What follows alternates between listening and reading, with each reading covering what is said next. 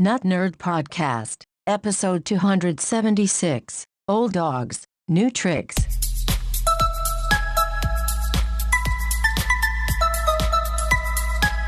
Welcome to the Nut Nerd Podcast. I'm Nate Heath, and we are here to help you tech better. Here with me, as always, Mr. Dave Baylor. Good day to you, sir, and all of you out there in internet land.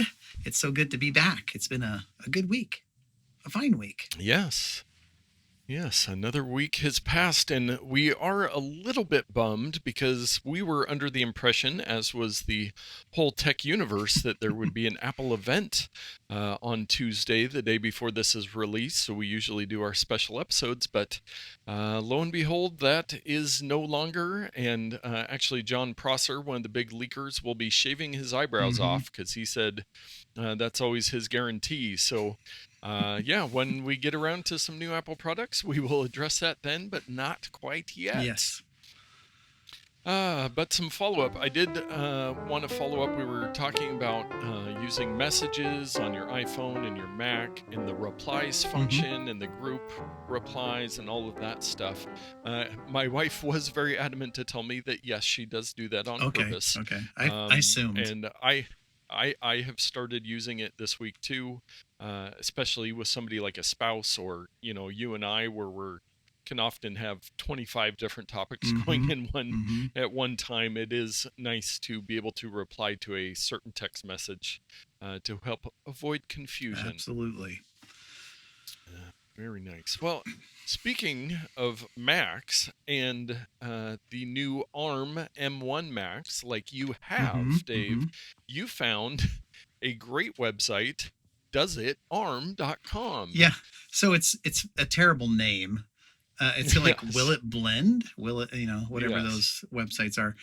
So does it ARM? So I got to going out and, probably was stemmed off by a Reddit post or something when people were like, how can you tell if an application's been optimized? And there was even this one joker who was like, I'm not even going to install Rosetta 2 emulation software on my computer because I don't want it to like slow things down. I want everything M1 optimized. And everybody's like, it's just a program. It's not going to slow your computer down.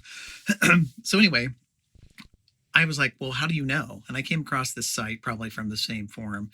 And there's only a couple hundred apps in here now, but it's divided up in different categories. So if you have a new M1 MacBook or MacBook Air or Mac Mini, and you're wanting to know, is the software optimized?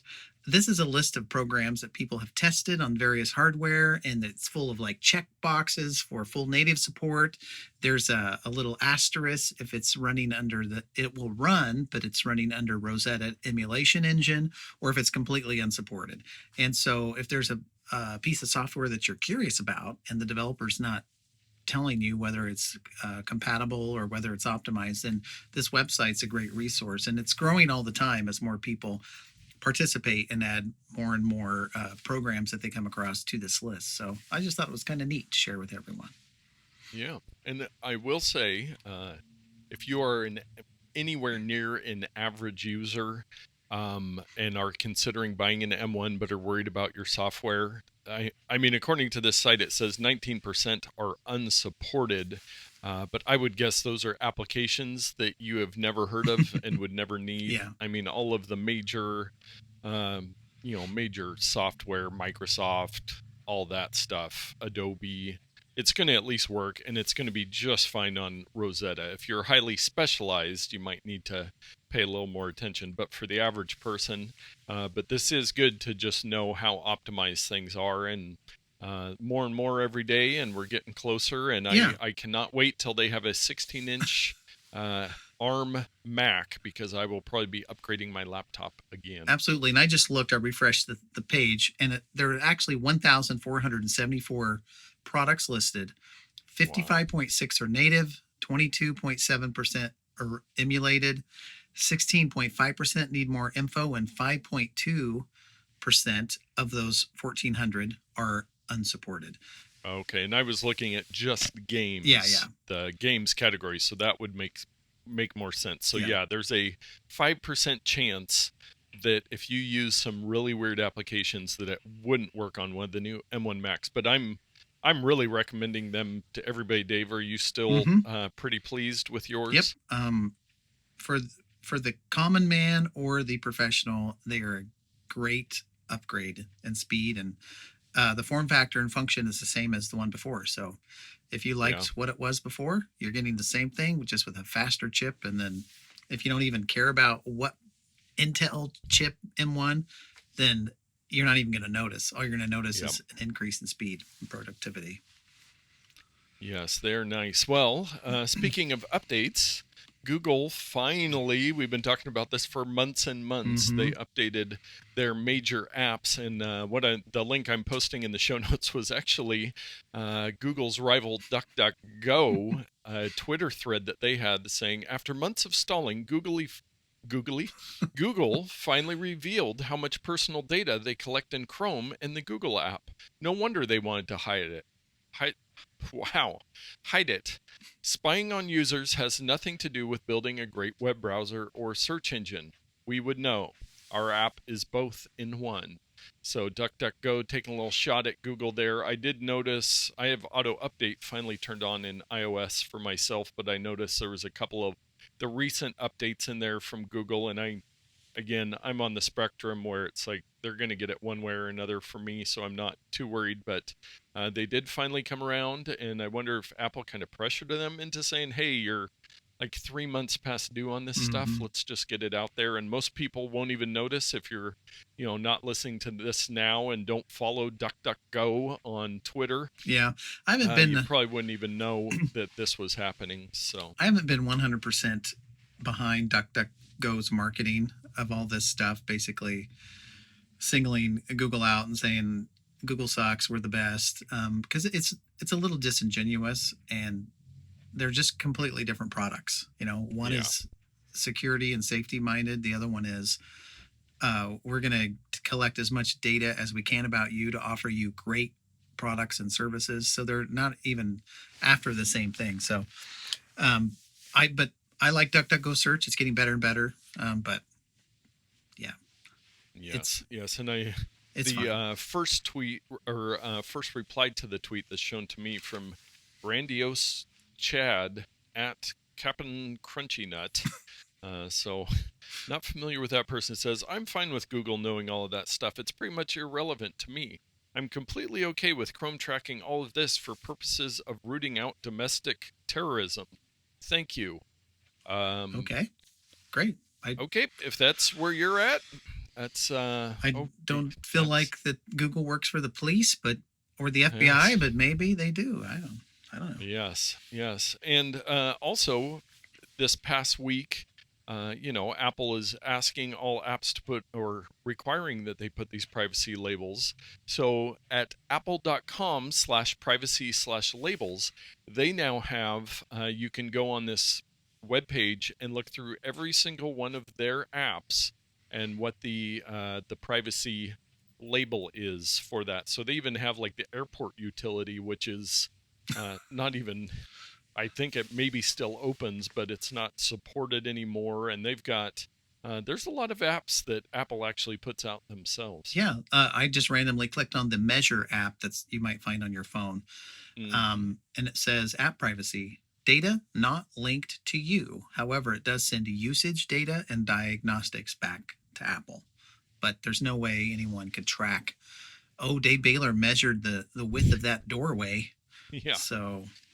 Well, yeah, and they want something like that. They want to be able to pass back diagnostics in case there's errors or in case there's something like that. And I know we've had a couple stories over the years of measuring or seemingly innocent apps like this on Android that are passing all your data and collecting everything and, talking to your wife behind your back kind of stuff. And so it's good that Apple did this too. They're holding themselves to the same standards of, making this information available, which is great. I just want to be able to know what the information is and then make a decision based on what I feel is most important to me. Yeah, absolutely.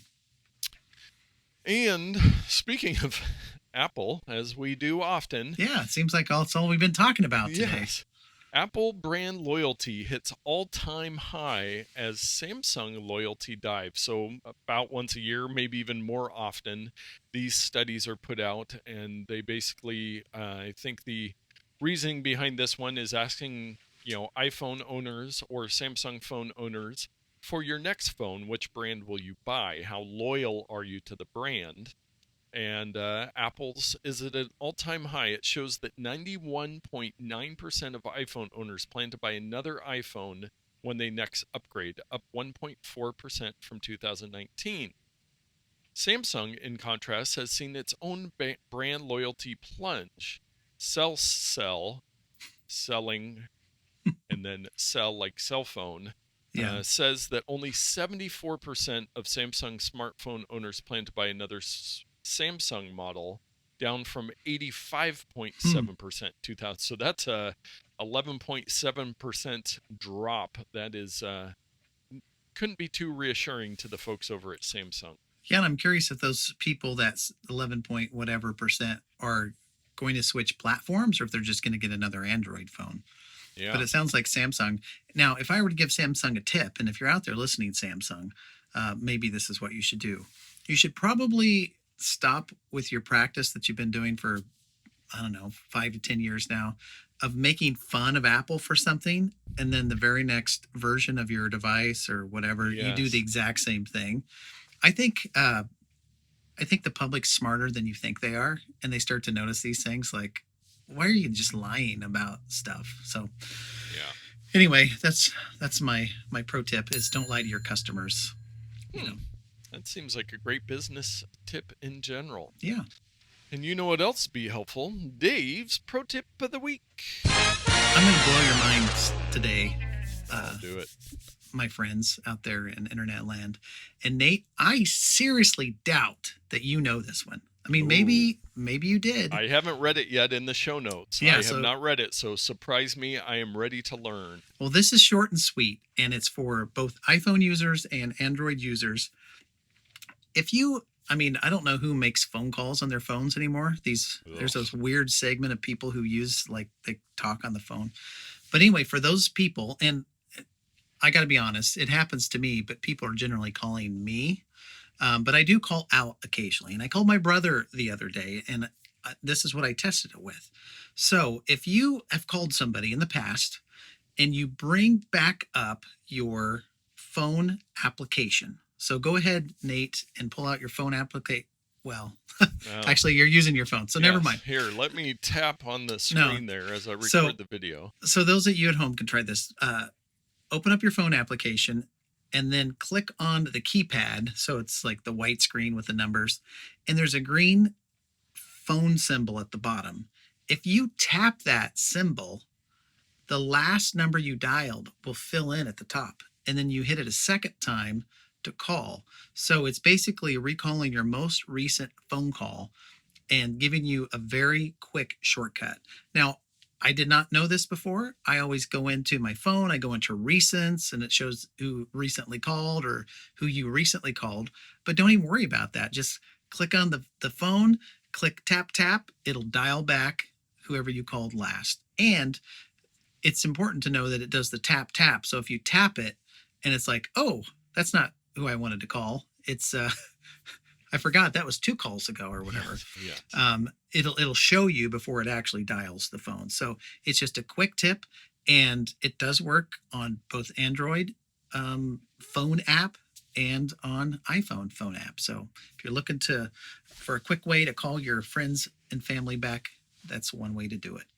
Yes, I was actually aware of this one. Oh. Yes. Smarty Sorry, pants. I did not share it with you earlier. It's one of those things, thanks a lot. like with many things, we just don't even realize that other people don't know. And I did fire up my Pixel 3a Android phone, which I have not made a call on in probably 6 months, and pulled up the phone app, went to the keypad, hit call, and my wife popped up at the top of the list, which is probably the only person I've called while doing some testing on that phone. But it's a great tip if you're trying to call into the radio station to be the 10th caller, or if you only ever call one person, or like usually if I'm talking with somebody, I might need to call them back, and so just have that, because it does get confusing with the contacts and the this and the that. And the reason it's better than just going to the recents is because it's who you called out to. You may have received 50 calls, and whoever you called out last is like way down the list, and you're like, I don't know. So this is just a quick and easy way to get to that information. But it was completely new to me, and I was just like, I thought I knew there was everything that there is to know about an iPhone, but nope. Old dogs can still be taught new tricks, my friend. Yes. Well, I again apologize for not sharing that with you earlier, but it's okay. Now we know, and knowing's half the battle. Right. And you know how often I call people, which is not very... Yes, indeed. Well, let's move on to our takes of the week. So I heard a couple different stories on this, and there's a couple different aspects of it. That Instagram, well, the headline at The Verge, Instagram will no longer let adults message teens who don't follow them. So a little bit of a sensational headline, but they are putting in protections for teenagers. Now, on another podcast that I was listening to, they were discussing this, and you're not supposed to have social media if you're under 13. Mm-hmm. But there are plenty of parents or kids that do a workaround and they get signed up under 13. And they're actually looking at some ways to use some AI to kind of figure out what that age is so that they can protect and maybe even have a new kind of service. Because it's one of those things, it's like, well, kids under 13 can't have an Instagram account, so we don't have to worry about them. And it's like, kids under 13 have Instagram accounts. All they have to do is change the birthday by a couple years, and they're good to go. Yeah. So, and then if you said that and said that you're 18 years old, well, then Instagram doesn't know that. So they're actually looking at some ways where they could auto and put some protections, mostly for adults messaging minors and minors messaging adults, and putting some of those protections in there, which I think is a good thing. And, somebody was saying something about, if you're an adult who only messages, kids under 18, Instagram will start showing you some warnings that maybe you need to not do that anymore. But, well, I mean, exceptions are if those are your children or your nieces and nephews or friends of your kids, that's how you communicate. Yes. But I'm a little leery of an AI trying to figure this out because, for example, there are many adult males who love My Little Pony. Yes. And they're always looking at My Little Pony stuff. And there's even like weird stuff with My Little Pony. But some are just fans, right? Yes. But that's kind of targeted towards teenage kids. And so would the algorithm go, oh, we think you're a teenager because you're watching this program? Like, how do it know, man? Yeah. I think there'll be some dial turning on those levels. I think it'll just mostly be warnings for now. Another thing they're going to do is encourage teenagers who sign up to make their profile private. But as somebody said, well, why is every teenager joining Instagram so they can be Insta famous and make millions of dollars? So it's like, you can encourage them to do that, but they could set it private by default, but they don't want to do that because then there'll be a billion people who never change it. Yes. And that's not what Facebook wants for people. So in summary, parents got a parent. Oh, why? I want my computer to do it. Yes. I wouldn't have bought him a phone if I wanted to parent myself. Yeah, what is machine learning even for if I still have to parent? Yeah, totally. But I thought that was interesting. They're trying to roll some of that stuff out. We'll see how it works out for them. Yeah. Well, Dave, very interesting. I know we both have very fond memories of the Mac PC ads back in the day with Justin Long and John Hodgman.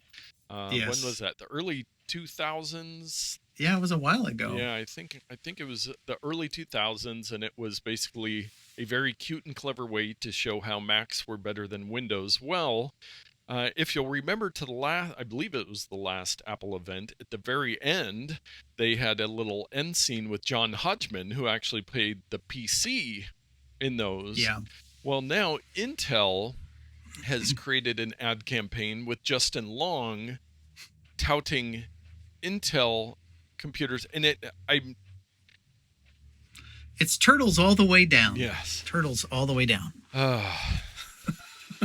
So I haven't watched all of the videos yet. I saw a couple, on Twitter and stuff, and it's like one, he's sitting there with his Mac laptop and he's got like this huge bundle of dongles that he's having to use. But part of the problem is, like, my laptop is an Intel laptop, but I only have USB-C on this. So it's this weird, like, Intel. There's lots of Macs out there with Intel in them, but Intel saying Macs aren't good, but they're kind of aimed at the new ones, but most people don't even know the new ones are different. They'll say, I thought I had an Intel chip in my Mac that I'm using, which they probably do, unless you bought a computer 3 months ago. So yeah, so I think there's strange. 5 different ads. There's PC gaming, which, there's some debate there that, well, a lot of people believe PCs are better for gaming, but again, Intel could be in a Mac and not be great for gaming. There's touch screens. Yeah, this seems more of a Microsoft versus Apple versus Intel, because Intel is just the chip that runs the stuff. So, yeah, it's very messy. Well, and like I gamed on my iMac, which was an Intel thing, and I just installed Windows on it. But it was my Mac, and it ran great. And, and then one Twitter thread I was reading, it was basically saying get a Windows if you want to, be able to do all this stuff. And all these people were posting pictures of their new Windows machines with AMD processors in them, which are blowing Intel out of the water. So it just seems misguided. And Intel is trying to keep afloat. And I mean, they're not going to go anywhere for quite a while, but they have definitely fallen behind AMD the term we and use, Mac with their new processors. The term we use here is sad cringe. Yes, is what this is. This is a sad cringe. I would agree. Yeah, pour one out for Intel. It's not long for this world. Yes, it's been a good run. Our next story, Spotify says over 13,000 artists' catalogs earned at least $50,000 in royalties last year. So this has been since the beginning of Spotify and before, but specifically with Spotify, the artists come out and they say, hey, all these people are listening to our music, but we don't make any money. So this is Spotify actually released some information, and they said there's 13,400 that got 50,000 or more last year, 7,800 that are 100,000 or more, and 870 that were a million or more.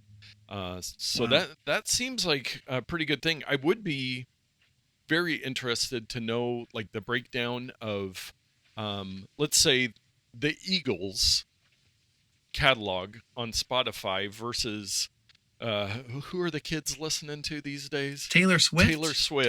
DaBaby. Let's go with Cardi B. Somebody that's making current music. And how just that breaks down, because it's like for the Eagles, it's basically free money. Their stuff's just sitting there and it's rolling in. And then the people that are actively. Now, obviously, there are more than 13,400 artists on Spotify. There's millions of artists on there.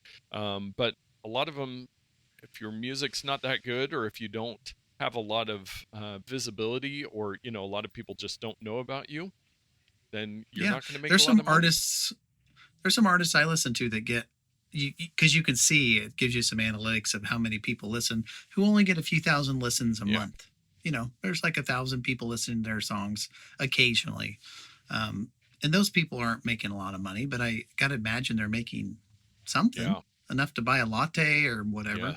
Yes. You would think so. It's like advertising on a website or a podcast or anything, or a magazine. If you have a magazine that only goes out to 5 people, you're probably not going to make a lot of money off your advertising in there and all of this to, the subscriptions and all that. They say that they have paid out over $23 billion in royalties to rights holders, including over $5 billion in 2020.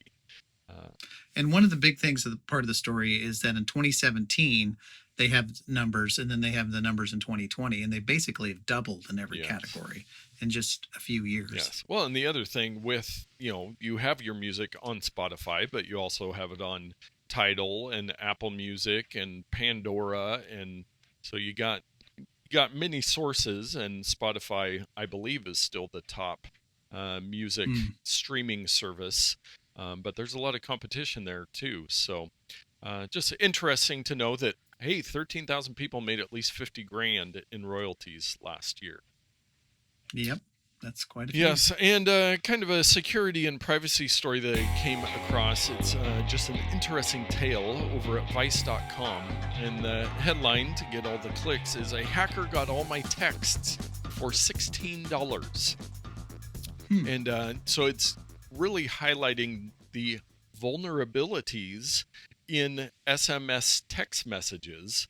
And so if you're in business, let's say you've got a business line, but it's 2021 and you want to be able to text message with customers or have them, just communicate with them that way. I've got a couple clients that do that. There's these services online where you can add a texting service and it ties in. And I believe in this story, all that was required for this company to get access to all your text messages was like a letter of authorization on letterhead, because that takes a lot of effort to fake.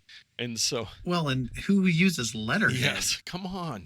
But so this writer actually hired somebody to sign up for this service, see how hard it was, and then all of his text messages just started showing up for this person for $16 a month or whatever. So there's a lot of movement to get away from text message for like two-factor authentication and this stuff. Now, if you're on an iPhone and texting with people on iOS or Apple devices, it's very secure and doesn't necessarily go through this. I'd be curious to see how this service works for that. But SMS it's actually been around quite a while now, 20 plus years. And so it just hasn't quite kept up with the security of how fast the rest of the internet has moved around it. Well, and Google tried a few years ago to kind of replace SMS with something that's more secure, but of course, none of the cell phone companies wanted to partner with them on it. They have a lot of infighting, and so they're sticking with SMS, I guess. Yeah. So so Sakari was the service that's used for business text messaging that was used in this case, but text messaging, not the most secure. So just a little heads up there. And if you do want to be secure in the physical world, Dave shared this little gem, animatedknots.com. If you need more secure knots, this is the website for you.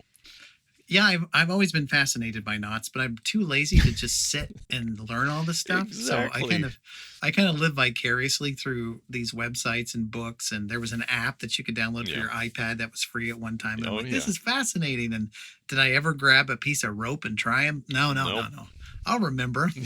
Yeah, I looked at it once. Yeah, when I'm on a boat the next time and I need to do some type of latch hook thing so that I can get my anchor.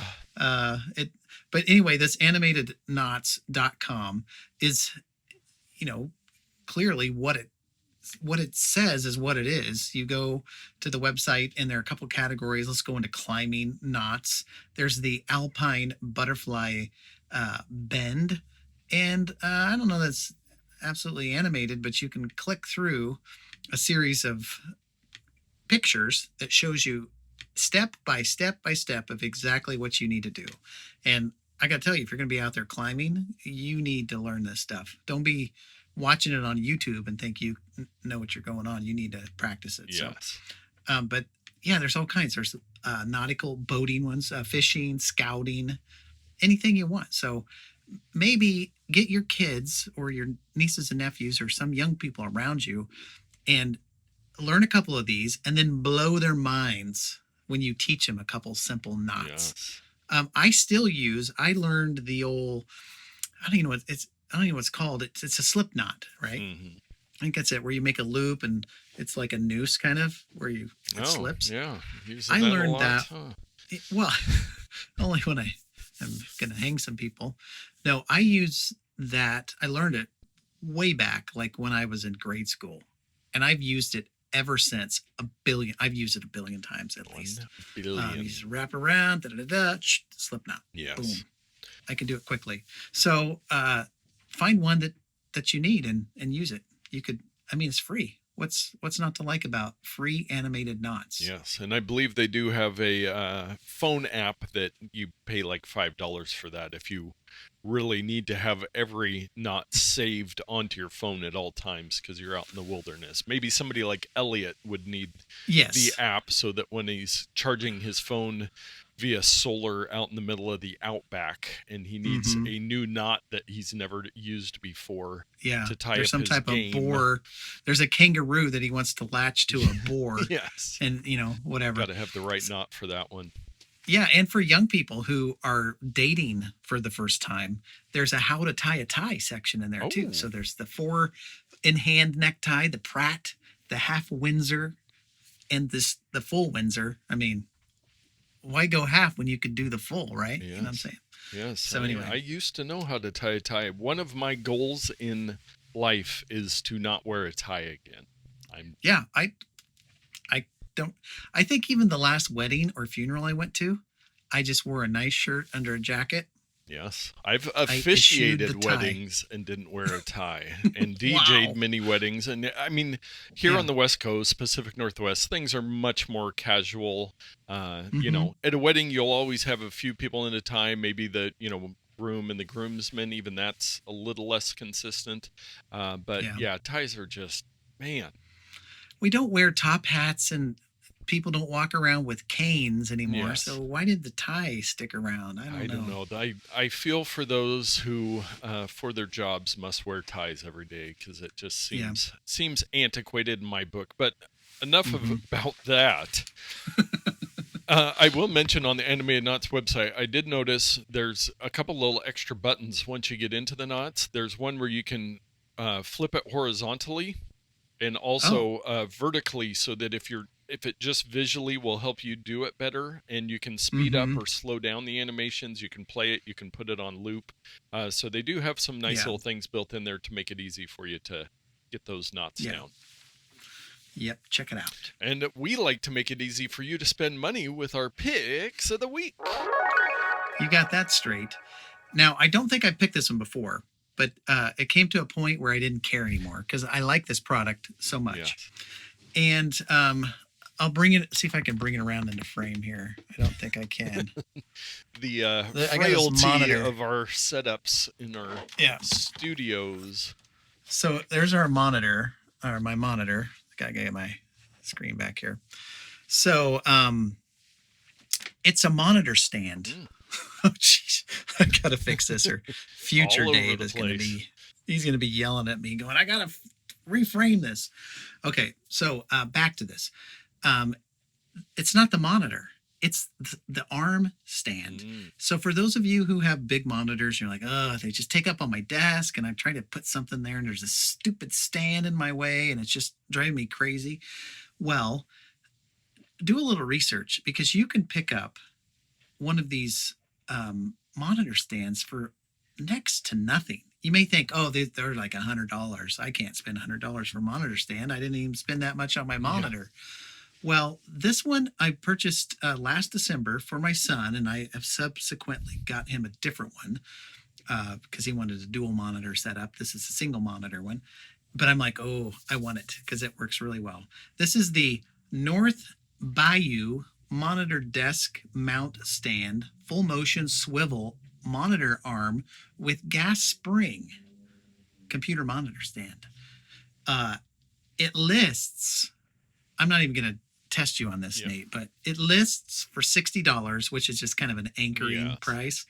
You can buy it for $28.90. So for the price of a latte at Starbucks, you could have 2 of these monitor stands for you and your loved ones. No, I like this thing. It's, again, this monitor is like a 27-inch monitor. It's super, all of them are super light these days, but it's got cable management. It can rotate the monitor completely. It can pivot. It can go up and down, swing in and out. It can raise up and down, anything you want. So I couldn't be happier. It's got a clamp that'll clamp to your desk, or there's even some hardware, I believe, I don't know where it's at, where if you have a hole in your Oh, table, or if you want to drill a yeah. hole, you can mount it in there Okay. and screw it from the bottom. So it's like a Yeah. permanent type mount stand. But it's great. I mean, if you don't like this one, just pick up another one. It's for organization of your desk. It is phenomenal. Nice. And that uses a standard Visa mount, Yes, VESA, to connect your monitor. I have my that is large, correct. very beautiful 4K monitor, but that is one of the problems. That does not height adjust, and it does not have a Visa mount. The Hmm. stand is stuck, and that's what you got. But I might need to What? upgrade to change my desk up a little bit. Well, I've got some tools here. Maybe we can free that monitor from its Yes. stand and I'll just maybe do some redneck engineering on I've that got a thing. hammer. Well, thank you for that. I need to possibly upgrade my monitor and then get a monitor stand like that. But I know those Hmm. can make a big difference. Just kind of free up your desk, if nothing else, Oh, and adjust ergonomically. We've talked many times.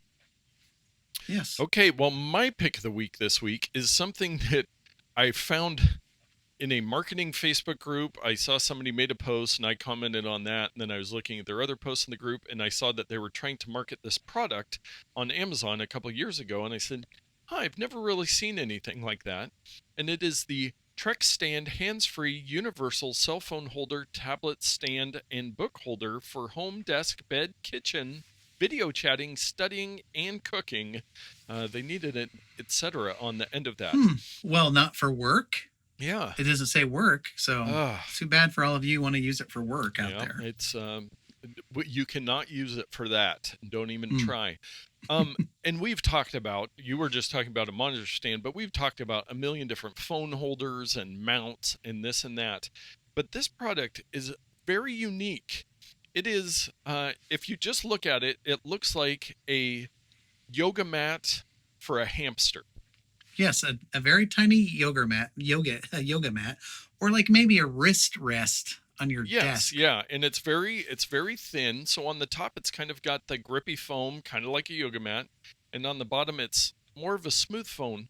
But I started looking into this and and I've been using it on my desk, so you can What fold it in the world? any way you want. And so I just kind of have it like this for a stand on my phone. But here's the interesting part where Hmm. it's really practical. Let's say you're going on a plane. Remember, we used to do that, and you Mm-hmm. have the little tray thing in front of you. Well, you just fold this thing, put it into the tray, and then you've got a phone holder on the airplane. Let's say you're in the kitchen cooking. Okay. You've got your cabinets. Your eyes are hopefully around the bottom of your cabinet height. You just fold it in there, close the cabinet on, and you've got a phone holder on your cabinet. So you've got Wow. infinite possibilities. You can use it for a tablet, a phone, a book, whatever you want to use it for. Um, Hmm. and me just So it's doing the bendy foam, is all it is. Bendy Yes, foam. and I'm tempted. I'm tempted to open it up. Now, here's the thing. If you're watching the video, which if you are, please hit the like, the subscribe, ring the bell, leave a comment, all that good stuff. We do our shows on YouTube as well. The the text on the back, Dave, I think this is something that maybe Not Nerd needs to come out with their first official product. Would be a Okay. modified version of this. I did see there's a couple other related ones on Amazon. For the Flex Flap Pro is another brand, and then maybe the iFlex. But great little product. Now, Dave, you've gotten a good view of this. It's Mm-hmm. neoprene. The weight is 42 grams. So I just imagine you keep this in your backpack or your bag when you're traveling, and wherever you need a stand, you have whatever kind of stand you need. What would you Hmm. pay for something like the Trek stand? Well, man, I hope I'm not going to be so far off on this. It's one of those products that's like, well, this is so innovative and cool and unique. It could be plus $20. But at the same time, it's quite literally a piece of foam with a thin layer of metal. I'm assuming there's aluminum in there You would think so. That would or be my some type guess. of That's why I'm so alloy. tempted to maybe I'll buy Yeah. another one or make this into two separate ones just so I can Yeah. see. Well, I think there's a thin piece of metal alloy that is designed to bend Yes. time and time again. Probably aluminum as the base. So, which means they could mass produce this stuff just like it probably cost them 20 cents to build the thing. So, I'm going to guess that this product This is an $8.99 product, and I'm probably low, is my guess. Well, for the trick stand, $7.99, so you're pretty dang Whoa! close. And Okay. when I was looking at the related products, there was one that I saw that was like $19.99. Yeah, And that's what you've got this whole range of how much profit on it, but they're all very well related. And I'm very surprised that neither of us had ever seen a product like this. And No, I've got all kinds of stands that I try to use, like the stand, and I got another stand, and there's one that came with my Nintendo, and most of them are single this purpose. Anchor one I bought. Yeah, so you don't get a lot of options with them. In this one, I mean, just having the phone one, because I'll be cooking in the kitchen. I've got my phone laying on the counter trying to watch a video or something. But I could have this right at eye height, and on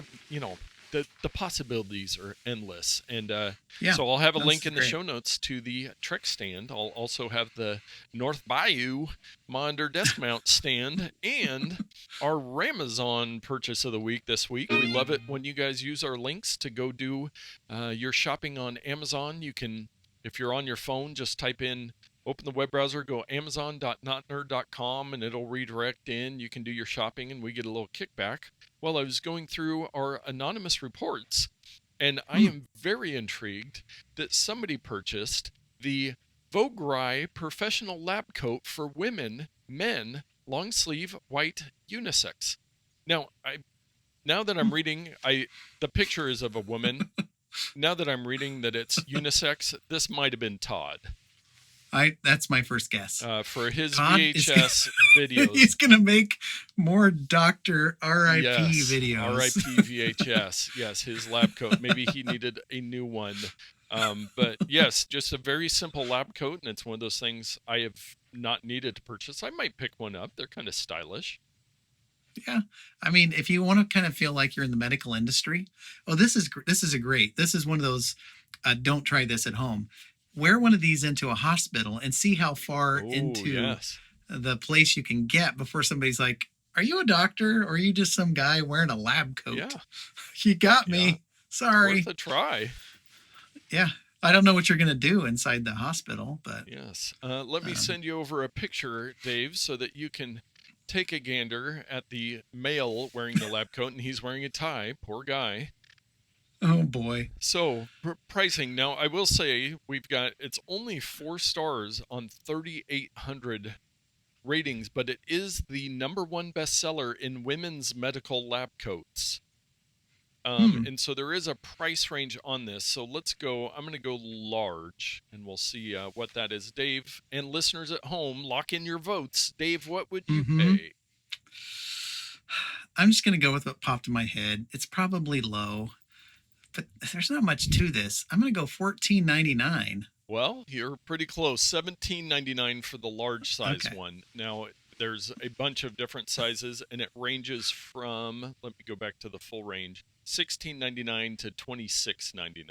So okay, so I was a little low, but it's just a piece of fabric with a couple pockets and some buttons. I suppose I just described pretty much every shirt ever created on planet Earth, but there's different quality. This just seems like your standard fare. And you don't want to spend a lot of money on the lab coat because you're going to spill acid on it or ink or some type of blood. Who knows? They're semi-disposable. Yes, so. And I will say, looking down the Amazon page and the related items and all of that, there are some much more stylish lab coats for the females if you're looking to be trendy, but if you're just looking for your standard run-of-the-mill lab coat, unisex, this is the one. So I'm hoping it was Todd. If it wasn't, let us know, and we can discuss further. Yes. Okay, with that, I think we are going to wrap up this episode of the podcast. Thank you so much for listening, watching, subscribing, following, all of the things you do, sharing it with a friend. We love it as the word of mouth spreads out and all of that good stuff so that more of you can get out there and tech better.